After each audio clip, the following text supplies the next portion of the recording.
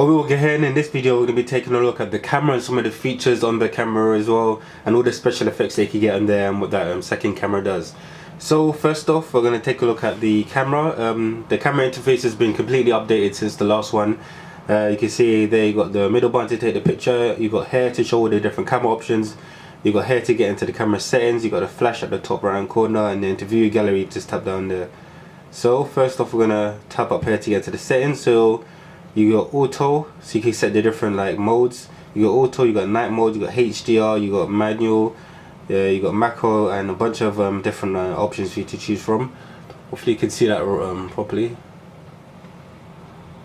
I think the white is kind of messing up a bit. So you can change the ISO. So if you really want to get the best picture and you like adjusting your own ISO, you can do that. You can change between daylight, fluorescent, cloudy. You could change like the different effects, like you could have a distortion, so you can see how that looks. There you go, mono, vintage, country. So basically you could take any type of shot that you want from this camera, which is pretty cool. I'm going to set it back to normal for now. Set that back to auto. So in these settings here, you got grid, self timer, and camera options. You could use the volume button to kind of take a picture, which is pretty cool. I don't think you're gonna see it here because of the brightness on the screen's a bit too high. But if you go down here, these are all the different modes you have. So you got camera, selfie, which is the front-facing camera, and they've actually named that selfie. Dual capture, video, pan 360, and Zoe camera. So there's a bunch of different features. So if you go to selfie, it automatically switches over to the front-facing camera. So I'm just taking a picture. But if you want to switch back, you can just swipe across and it goes back to the rear-facing camera.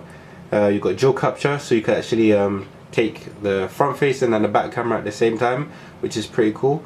You've got video mode. Video mode is actually pretty good. I've got some test videos up on my channel if you're interested in checking that out. Overall, the video quality is pretty good, nice and sharp.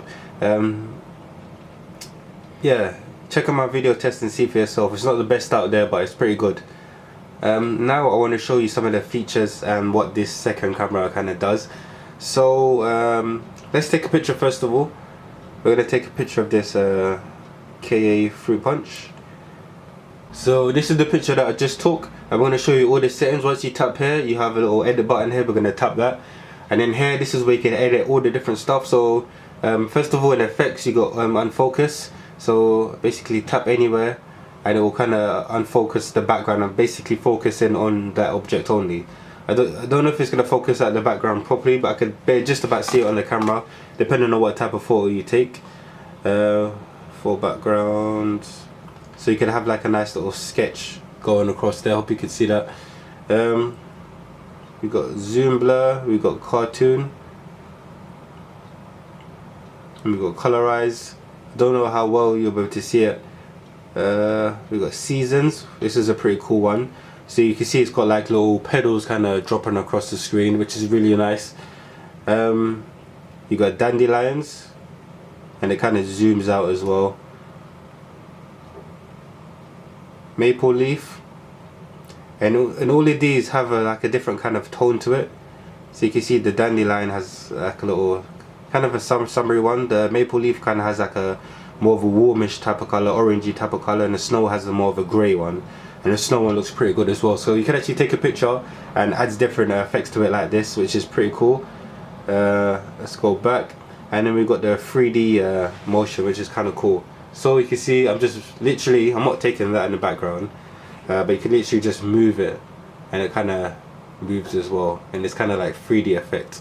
So that is pretty cool. If you don't want to use the accelerometer, you can just kind of swipe it, use your finger and kind of swipe across and see the 3D effects for yourself.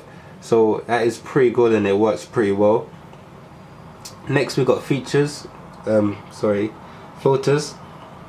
So you can add different filters to it. So basically you could take the picture, come back into the picture later on and edit it and make it the way you want and just customize it up really nice. So there's a bunch of different filters that you can actually put on this. You could even make your own one, custom filter.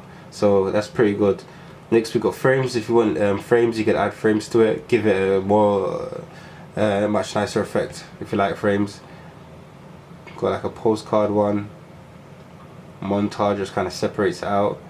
So we got some cool ones, and then we got tools down here. So if you wanted to write like a quick message on there, you could just write hi with some blue. I don't know if you can see that properly, but you could change the color to anything you want. Let's change it to red.